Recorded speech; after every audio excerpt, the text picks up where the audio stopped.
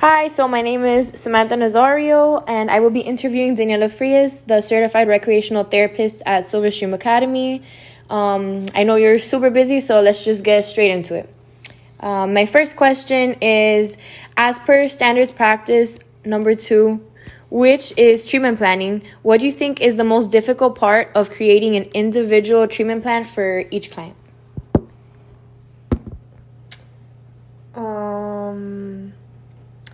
So mainly you want to think of goals and plan functionally and have something tailored to each individual. Otherwise, what we do is pointless. So you really want to find out what they like, their real life environments, things like that, to see what's important to them. And from there, we base our goals. Yeah, because you work with children, so I can assume that must be hard. Can you tell me about like the children that you work with? What type of children? We work with children on the spectrum. They're from age 3 to my oldest is 19. Yeah, he's 19.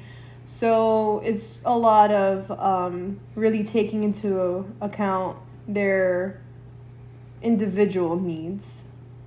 Yeah. Okay, so the second question I have is, as per standards of practice number 6, which is prevention, safety planning, and risk management, how do you implement safety measures at your school? So I just kind of make sure that the kids know what's expected of them.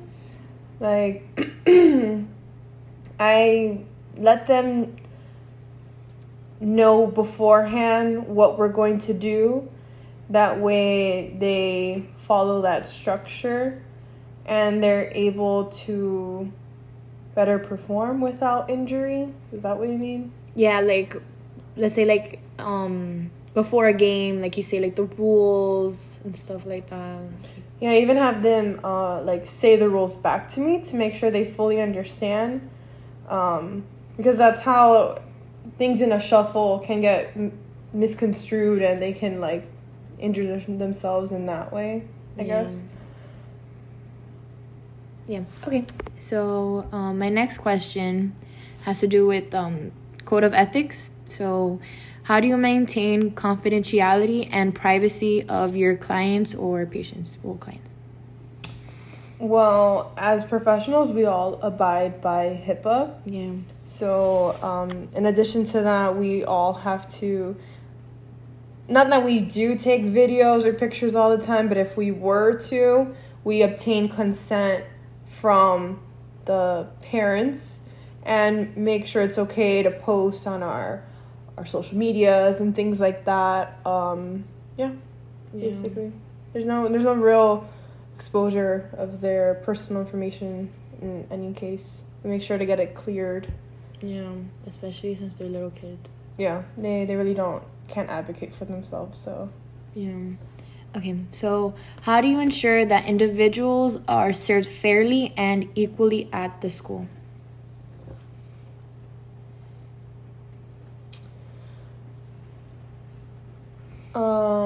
Like in the group? Yeah, like let's say you're doing group therapy, making sure that each patient is getting the same, I guess, like attention. Yeah, so each child will have like their moment. I'll give them individual attention and have them participate or comment in whatever activity I present. And mainly my role there is to promote their integration and cooperation within the group. So making sure not one person is left out, bringing them all together to do, one unified task. Yeah. And how about like when you're doing like individual therapy, you make sure that like they get like about like the same treatment as like not just in group therapy. Yeah, so everyone like has different needs, right? So like maybe one child might need more than the other, but you do want to give them, I guess, like the same allotted time or like a moment in like some limelight so that they feel that their contribution is as big as, their peers. Yeah. Okay. So my next question is, when you conduct assessments on your clients, when do you conduct assessments on your clients and how often? Rule of thumb for us, we really do it mostly when insurance is needed, right? But otherwise, like every 6 months. We have some kids here that have been here for, quite some time, some that are new. But we do try to reestablish goals and see where they're at every 6 months, and then again at the year, so forth. Okay. How do you go about documenting your sessions with each client? We supposed to take notes. It's kind of difficult when you're really, leading a group or doing things. Yeah, but you get to start to measure, performance a little bit differently once you get to know the kids and stuff. It's all really on a trial basis. You then input that data into clinic. Well, we use Clinic Source to make soap notes for. We learned about soap notes. Yeah, that's basically like what everyone uses to document. Yeah, electronic record of whatever sessions we have. Yeah. How do you determine when a program is not working for the client? If they plateau, or they plateau and they're not, not getting any better. Yeah. Or they're not, responding to the treatment, or if they are just even declining, that's when we kind of change up our approach. Yeah. Like if they're not interested in it, how do you differentiate if they're just not interested, or they're just you do have to change it up. So say we have a goal, we want to kind of be able to target it in different ways. So that's when we would kind of change the approach. Okay. What are typical treatment goals you write for your patients? So just basically what I said before, we do a lot of functional things that they would apply in their particular life. Basically a lot of social integration, leisure activities, things like games and stuff. Engaging with others. Fine motor. Problem solving. It's kind of tough with this population specifically. Yeah. What type of briefing or debriefing questions do you find most effective? So these are the questions that you'd ask before or after an activity or something. I just kind of preface, I guess, what we're gonna do. Just get them engaged, want to participate in the activity. Is that what you mean? Yeah, so after an activity, let's say they did basketball, before you'd maybe ask what were the rules of the games, and then after did you enjoy the game?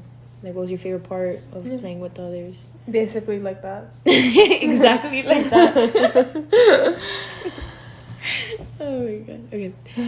So my last question is, what is the most rewarding part of your profession as being a recreational therapist? I guess seeing the growth and seeing the change that you have made in an individual's life. There's no value to that, and I wouldn't change it for anything. I make a difference every day, and no matter how big or small, these kids need me. Yeah. Okay, well, those were my questions. Thank you so much for your time. I appreciate this. No problem. Anything else? That's it? No, yeah, that's it. Thank you. Bye. Bye.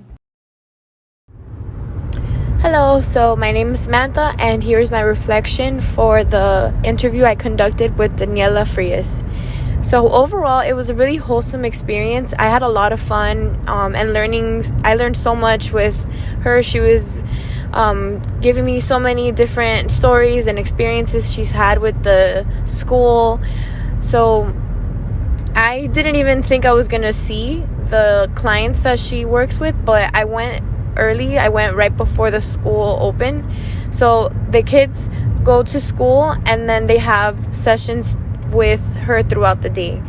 So school had already started, but not therapy. So I had some time to talk with her, even though it seemed short. I was with her a lot longer. I wish I had recorded her talking about the experiences that she's had with the patients, with the clients. But yeah, overall, I even met some of the children, like, you know, they like waved at me. A lot of them are non-functioning, like, not that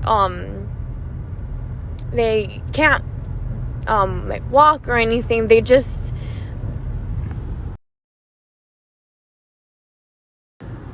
So a lot of the kids are low functioning. So a lot of what Daniela does is she uses leisure to help them do daily activities. So she was telling me that there was a time where she was playing basketball with the children, and one of the kids wanted water, and she was like, okay, so let's go get some water. And she was not really telling him what to do, but kind of letting him problem solve through. And he is someone that she was saying that was very like dependent and doesn't really make his own decisions. Like, he always just like kind of depends on his parents or just someone to do things for him. But she was like, okay, so if you're thirsty, what do you do? And then he was like, and it took him a while, but he was like, drink water.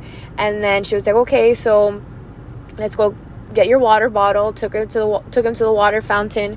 And then she was like, okay, so now what do we do? And then he's like, fill the water. He spilled the water. And then she was like, okay, so if we spill the water, what do we need to do? Like, she was guiding him through things, but he was coming up with the answers.